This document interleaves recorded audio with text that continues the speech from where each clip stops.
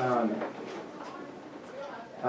so this is just for the game. What is your last name?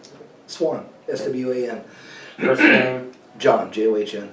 Middle initial? E, Echo. What year were you born? 1965. Where did you live when you became part of the military? Central Illinois, a little town called Watseka, W-A-T-S-E-K-A. What branch of service were you part of? Army, the big one. So it's based on your answer of this question. If he says Army, then address him as soldier, and then it goes on to the services, and then it has parentheses, or then it has address him as such, like for the Army, address him as soldier, for Navy sailor, and then it has parentheses. It's a big deal to that. And No, you can just call me John, that would be fine as well. I was just kind of like, I'm not sure about that, but okay. So how did you get in the service? How, as in, like, why? Like, did you volunteer or you were? Oh, no, the draft stopped in, like, 75, I think. So, no, I was a volunteer. Yeah. We're all volunteers now.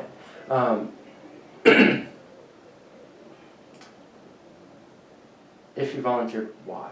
What was the reason that made you volunteer?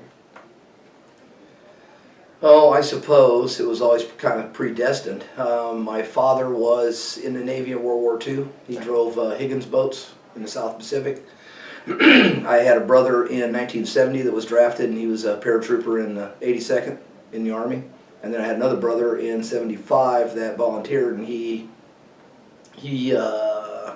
was a parts specialist in a helicopter medical unit. I just always liked the uniforms and all that. So, and then towards the end of high school, another friend of mine, his father was a Marine lieutenant, and he was pushing his son to join the Marines. So I kind of sat in on some of the different visits the recruiters would make, and I always loved aviation. So when I talked to the Army recruiter, well, the Army was at the time the only service that allowed high school to flight school, so I started going that path. So the Army was a logical choice.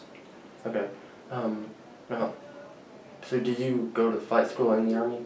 I actually started flight school, yeah. Not flight school. I started the initial entry training for the warrant officer branch. Okay. Or the warrant officer, branch. Did you finish that? Negative. Okay. That's pilot talk for now. Yeah, because you knew you were a paratrooper, so that. Yeah, well, you wouldn't want to try to jump out of helicopters if you were going to fly them, would you? Yeah, no. So when did you start active service? 23 July 84. Okay. Long before you were born, probably. What base did your basic take place? Basic was at Fort Dix, New Jersey. It was, I said July and August. August, part of September, I guess, of 84, yeah. About 60 days total. Okay. And did you go anywhere for advanced training? Yes. I was then eventually stationed at Columbia, South Carolina. Fort Jackson, yeah. Okay. And that was for flight school? That was for, flight school didn't last that long. Flight training, I should say. No, that was for my eventual MOS of Unit Supply Specialist. Okay. So that was your job during the military Yep. service? You were, Started off being a MOS code 76 Yankee, and it ended up reorganizing into 92 Yankee. okay. Where did your military service start? Well, started at Fort Dix. Oh, yeah. Now, beyond that, after training, my first assignment was in Fairbanks, Alaska. I was assigned to at the time it was the 172nd Infantry Brigade, and in the Infantry Brigade I was in 1st Battalion 37th Field Artillery, Charlie Battery. So it was cold up there. Off and on. Oh. I actually saw it anywhere from 40 below in the wintertime to 90 above in the summer, believe it or not. Huge temperature difference. Yeah. But that's probably because of the sun and all that. Yeah, everything in weather has to do with the sun. Oh, yeah. Well, like in Alaska, it stays up most of the summer. Oh, and that's rough. Summer times in Alaska, you learn to put tin foil, aluminum foil on your windows in order to block the sun out, and even then you'll get where you didn't get it perfectly along the sides, you get this blinding sun, so you hang heavy curtains, so you do everything you can to try to keep your sleep patterns going on. And then in the wintertime, you need to have a 24-hour watch, because I have woken up at 6 o'clock in the evening and thought PT was right around the corner because I thought it was 6 o'clock in the morning. Because, you know, the sun comes up at like 10 o'clock in the morning and then barely comes over the top of the horizon, and by 2 o'clock in the afternoon it's setting again. It is horrible. Yeah. But that's Alaska. Yeah. Now, Desert Storm was happening when you were in Yep. the service? Alright, so I was only going to do my 3 years. Okay. Because that's what I joined up for, and then 5 inactive, where they can call you back. But I got out, and at the time it was very difficult to get a job. I did not know that there was a huge recession going on. So I re-enlisted, and then got posted to Fort Campbell, Kentucky in the 101st Airborne Division. I was in Headquarters Company, 2nd Battalion, 502nd Infantry. Okay. So then, well, actually at the time of Desert Storm, I was in Delta Company, 2nd Battalion, 502nd. I was a supply sergeant there, and then I got reassigned when we got into country. Don't exactly remember when. Sometime in Camp Eagle, just outside of Dahran. But anyway, so I got reassigned to Headquarters Company and spent the rest of the war there. Okay. Back to where you were sent during for service. Were you sent anywhere after Alaska? No, after Alaska, I got out of the Army. Okay. So you can't, when Alaska and Hawaii are considered overseas assignments because they're not in the continental United States. You cannot leave the service from an overseas location. So they sent me back to, I was going to go into Army speak, they sent me back to Fort Lewis, Washington. I had to think of the name of the post. Long enough to process out of the military, and then I got a flight home. Okay. So how long did that last? Which? Your military service. My entire military service or my first tour? Both. My first tour was just short of 3 years, because at the time they were giving, I think I got a 60-day drop. So in other words, they let me out 60 days earlier, so for good behavior. My entire military service was 22 and a half years. Okay. So I ended up making it a career. Mm-hmm. And what was the reason for you to get out of the military? The first time because I didn't think it was going to be a career, and the second time because I retired.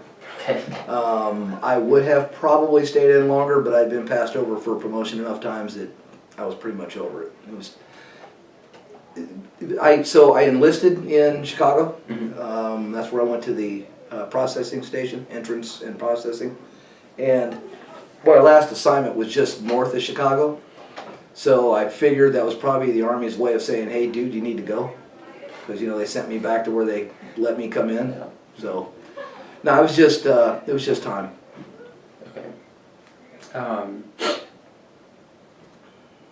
Did you serve in any times of war? Yes, twice. Desert Storm, Shield and Storm, and Operation Iraqi Freedom. Okay. Were there any engagements you can remember? There were no engagements I was part of. That's why I said my story will be pretty boring. So in the 101st, we were, okay, because Desert Storm was primarily an armor battle, Mm-hmm. those of us in the light infantry were considered to be crunchies. Overpaid speed bumps for the Iraqi armor. So they put us way out on the left flank. I think the only people further out in the left flank were the French. And they were in like light armor, as I understand. So I think the 82nd was out there with us as well. But I mean, indirectly, I was part of the largest air assault in U.S. history. We threw pretty much the entire division into southern Iraq in probably not one lift, several lifts of the helicopters. But I ended up just driving into southern Iraq. By the time I got there, they called victory, and I was like, heck, I just got here. Okay. Was that frustrating or? No, actually it was relieving, because if we just got there, then that means that we could just go home, because I was tired of being in the desert. It's horrible in the desert. Yeah. In fact, you mentioned it was cold in Alaska. I think I was actually colder in the desert in January, February, December even. The desert heats up during the day, but the sun, or the sand rather, loses the heat very quickly at night. And you'll get a huge temperature differentiation between daytime and nighttime, and you're just not used to it. And where we had cold weather gear, most of it was in what we call our B bags. Rucksack, you've got a ruck, an A bag, and a B bag. Your ruck is what you have to fight now. So socks, maybe a t-shirt, food, things like that. Personal hygiene items so you can shave. Your A bag will have spare uniforms and some light cold weather type gear, maybe your extreme cold weather sleeping bag, that kind of thing. And then your B bag has got your extreme cold weather stuff. If you're issued them, your Mickey Mouse boots and parkas and things like that. Well, all of our really cold weather stuff was in our B bag, and we didn't have access to that, so we were all standing around freezing. Yeah. What do you remember most about your time in service? I don't know. Generally, I had fun, honestly. So during my entire career, I was in first artillery in Alaska, and then I was in infantry in the 101st. I mean, we spent a lot of time in the back 40 at Fort Campbell out in the woods wearing camouflage paint and, smelling bad. Then after Desert Storm, I went to Special Forces, and we did everything from counter-drug missions to training foreign indigenous services. I did several temporary duty assignments in the Middle East there, where, it was our place of, or whatever, operation. After that, the Army finally found me and they sentenced me. Nope, sorry. Then I did a counter-drug job down in Texas. Okay. That was fairly cool. The job I did there, we were a joint headquarters, so it had all 4 branches of service. And we facilitated regular Army or regular unit, because I think we even had some Air Force units come in, but the mission was we used military forces in a training capacity to support the war on drugs, if that makes sense. So like the Border Patrol had horrible roads along the southwest border. So to facilitate them getting around the southwest border and doing drug enforcement and interdiction, we would get engineer units to come in and build roads. Okay. That was part of their military wartime mission, so they would train doing something real. We had aviation units that would come in and do, they'd use their forward-looking infrared, their FLIR cameras, to find people coming across the border, etc., etc. Anyway, the Army finally caught me and they sentenced me to the 1st Armored Division in Germany. There I was in an Air Defense Artillery unit, headquarters battery, 1480A. And I got stop-loss there to do Iraqi freedom. Otherwise, I was back on orders to go to the Special Forces, which I was like, yay, because that was home to me. I love the Special Forces. Those guys are awesome.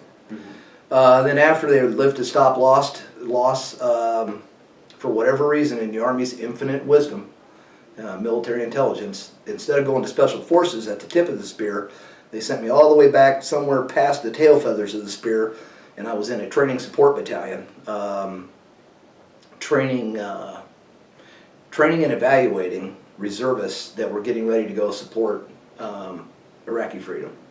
So I didn't get to go prosecute the war on terror, I got to watch it on TV. That was also, I guess, kind of a straw that broke the camel's back. With all the training I had, being a special ops identified pathfinding paratrooper, to get sent to the sidelines was like, seriously? Who'd I make mad? But anyway, next question. What qualities do you believe that you carried from military to where you are today? Discipline. Discipline. Absolutely. Discipline, integrity, selfless service. the military took a young, spoiled Midwest farm boy. I wasn't really from the farm, but still was a country, and turned him into a productive piece of society. I can't say enough positive things about military service. I think it ought to be compulsory in the States. Before you are even allowed to go to school, I think you ought to at least serve 2 years in the military. Whether it's, probably not Air Force, probably ought to be Army, honestly. And I'm not saying that because I was a soldier. I'm saying that because the Air Force has highly technical things. The Marines are very specialized in their duty. Nobody wants to be a sailor. But it is what it is.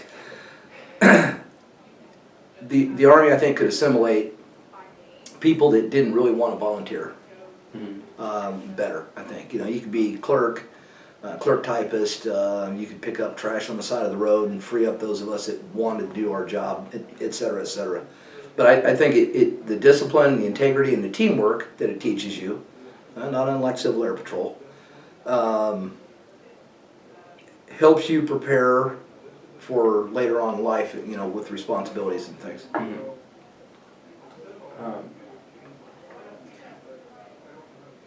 What memories do you like most or have resonated with you from your time in service?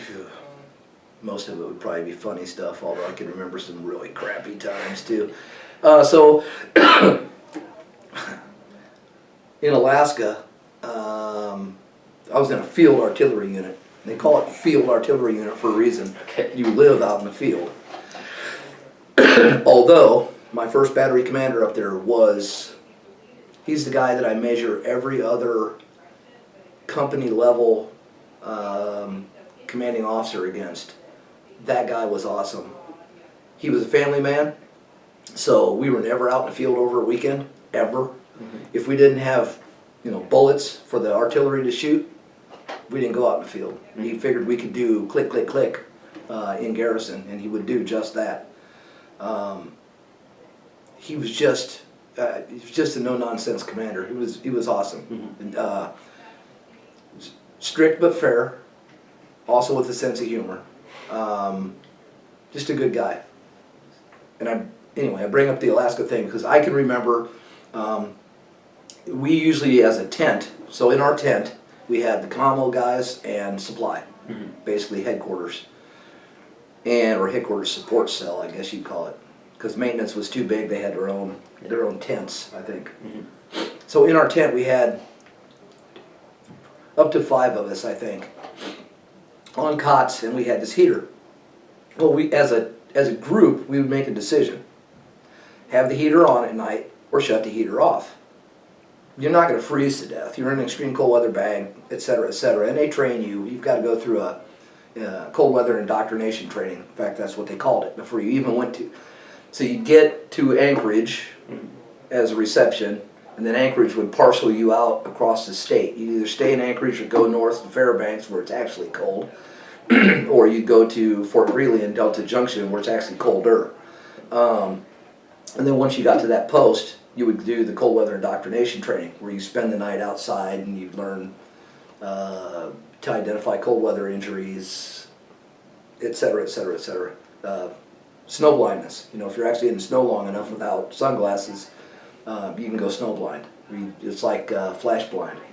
Anyway, so we would make a decision as a tent, as a group, and this is like 2 staff sergeants and a bunch of specialists and privates. Heat or no heat? No heat meant all of us could sleep all night, except for our time on gate guard, which we'd all wake up for an hour and go stand out in the cold for gate guard. Otherwise, you had to do an hour of fire guard, so you had to pay attention to the heater. Anyway, so 2 stories on that. One, I can just remember being at like 40 below zero on gate guard in the wintertime. It's pitch black. Nobody's coming to visit us, but we're supposed to be out there in case somebody does, and you're just standing there with your weapon, freezing. Can't feel your hands or toes. And it was horrible. Another one was my boss and I were actually sitting, my supply sergeant and I were actually sitting in our vehicle getting ready to go do something. I don't remember if it was go after chow for the day or evening, or I don't remember, some kind of supply thing.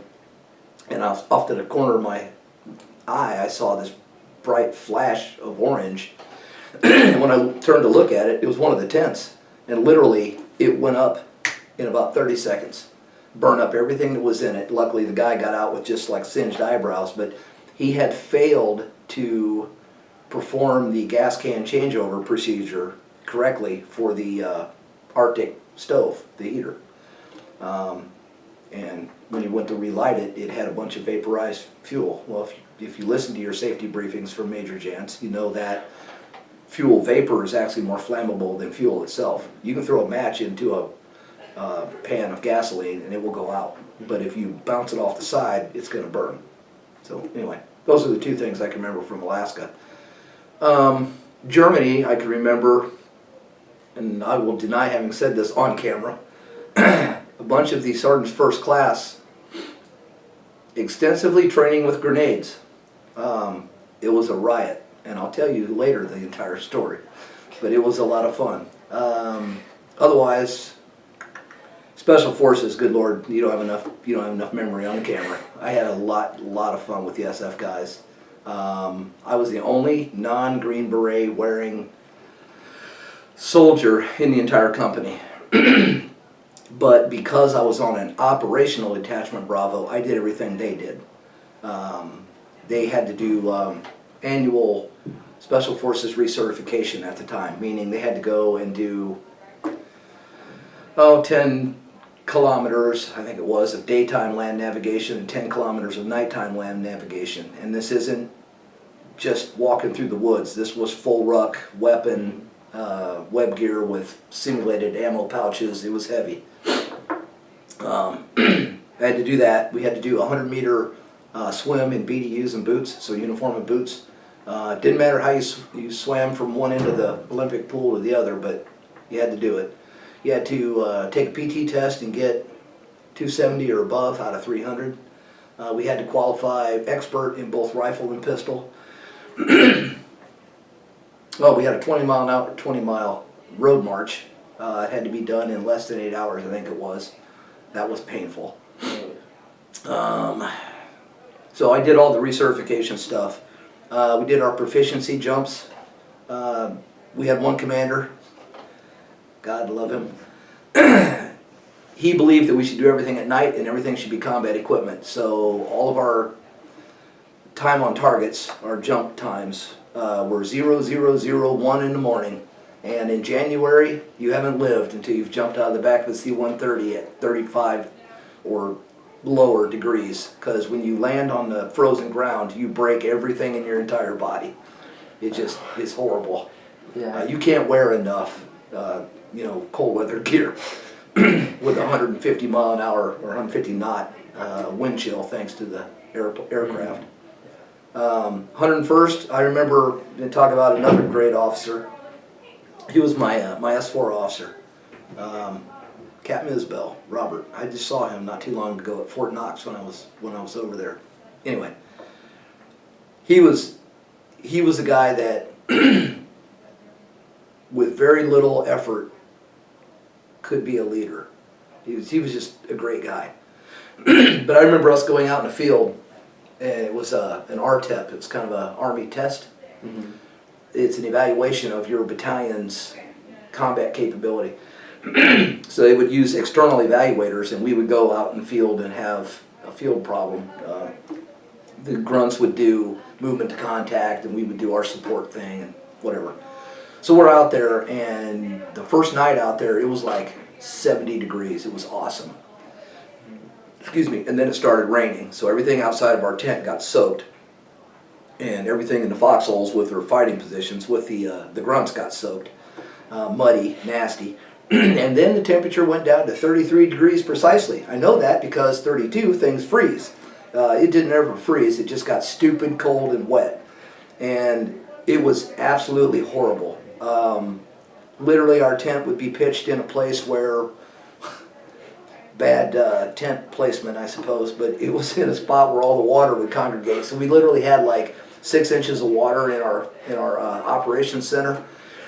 So I remember one of the mechanics would come in from recovering vehicles out of the mud, which he spent a lot of time crawling through the mud, cold mud, pulling vehicles out to get them back on their combat mission, simulated combat mission. But he would come in, and we were so sleep deprived. He took a stick and a piece of parachute cord, 550 cord, and made a fishing pole, and was sitting there in our tent fishing.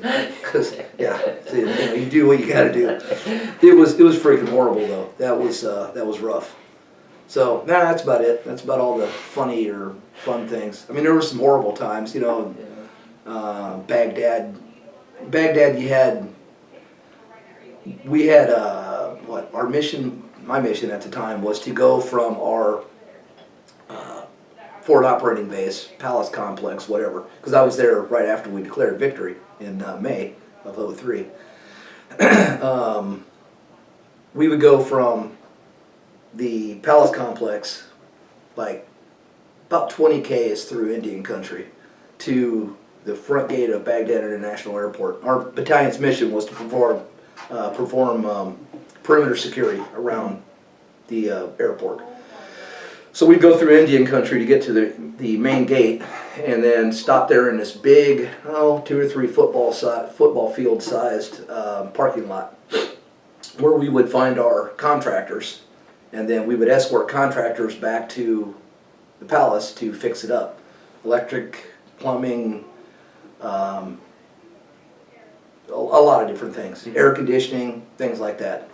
Not that the air conditioners worked very well over there. It went from like 130 degrees down to 98. Still horrible to try to sleep in. But anyway, so one time we go pulling up in there, and this is both funny and scary. So I'd remarked to my Special Forces buddies at one point in my earlier that I'd never been under fire, and I wondered how I would react. You know, am I going to be Rambo and start jumping up and returning fire? Or am I going to be, you know, Chicken Little and hide in the bottom of a foxhole shaking? And I remember him telling me that, don't worry about it, when it happens, training will kick in. I don't know what that means exactly, but I figured, okay, you're, you know, big bad Green Beret, you know these things. So anyway, so we pull up into the area, we're getting ready to pull into the parking lot, and one of our Bradleys has got his weapon, instead of his chain gun, 30 millimeter chain gun, instead of pointing down the highway like it was supposed to, it's pointed across the road. And I'm like, I'm going to jerk a knot in this guy. I turned paratrooper for a second, and I was like, that's completely unsafe. He's got his weapon where, it, you know, if it discharged, it would like completely cut a Humvee in half. So I'm gonna kill him. So we pulled into the parking lot, and I realized that everybody in the parking lot was on that side of their Humvee with their weapons pointed that way. And I was like, hey, driver, get out, we're getting shot at. So we stopped the vehicle, jumped out, I grabbed my web gear out of the back, and then we got behind cover, and then just started asking everybody else, anybody got eyes on the shooter, which at the time the rules of engagement were, if you didn't have positive ID of the target or the threat, you couldn't fire. So we just had to sit there and listen to the rounds crack over our heads for a while. But I mean, it wasn't something to like freak out about, because the closest concealed firing position was hundreds of meters away. So the Iraqi was probably super elevating his AK and shooting and hoping he was going to drop a round on top of our heads or something. So, you know, both a funny time and a, you know, like, hey, we're getting shot at. And a little bit scary. And Charlie was right. Training kicked in. Take cover and prepare to return fire. So there you go. There's my anecdotes. Okay. This is the last question. And you just said that you just saw your commanding officer, but do you ever get back together with some of the guys you served with? Occasionally. Well, so there's a guy that I served with in my last assignment in that training support battalion. He was my wingman. He was a drilling reservist that was called up for extended active duty. I knew the technical aspect of doing the job because I'd been doing it for 20 years. And he knew all the people around to get things done. So between the two of us, we took a unit that had been, I don't want to say abused, neglected for 5+ years and cleaned it up in about 6 months. And it was a lot of work, but it was a lot of fun. And to this day, he'll call me out of the blue, you know, hey, what's going on? He's a real flamboyant dude. He's pretty cool. So yeah, I ran into now Lieutenant Colonel retired Isbell over at Fort Knox when I was over there doing contract work with the Army Reserve. And we had beers a couple of nights and had dinner one night, just kind of reminiscing about stuff we'd done in the 502nd. Anybody else? Well, I was part of a large email forum from 3rd Battalion, 5th Special Forces. One of the guys, again, out of the blue, contacted me. Oh, God, it was years ago, probably 10+. So I used to get just tons of emails, but I changed email addresses and I lost contact with those guys. If they're interested, they'll contact me again. Oh, yeah, I was out in Denver doing contract work again for the Army Reserve and had dinner with, what was Tony? Tony was a commo guy, I think. Yeah, from 5th Group. He lived out there, or lives out there. We had dinner one night, had a bunch of yucks about stuff. Otherwise, no, not very often. You know, you lose contact with people and your service and or life responsibilities, you know, get in the way. So it's difficult, but yeah, some people we still have, you know, I consider the military a large extended family. Even if I didn't see you and we served together, and I didn't see you for 10 years, if we got back together again, it would just be like old times, like I just saw you last night. Yeah. So, yeah, I still keep in touch with a few, but not very many. Okay. Well, that's everything I have. Do you have anything else you want to say? Nope. Okay. No, no, there's nothing else that I can think of. Had a great time, you know. What kid doesn't like to play with airplanes and helicopters? So, you know, I got to jump out of a lot of different stuff. I was a Pathfinder, air assault school. I got to blow stuff up, shoot cool guns, and they gave me a paycheck. I should have paid them. So, no, that's it. That's all I've got. Okay, well, thanks for coming out. Too easy. No problem. Yeah, thanks for doing this for me. Yeah, no worries.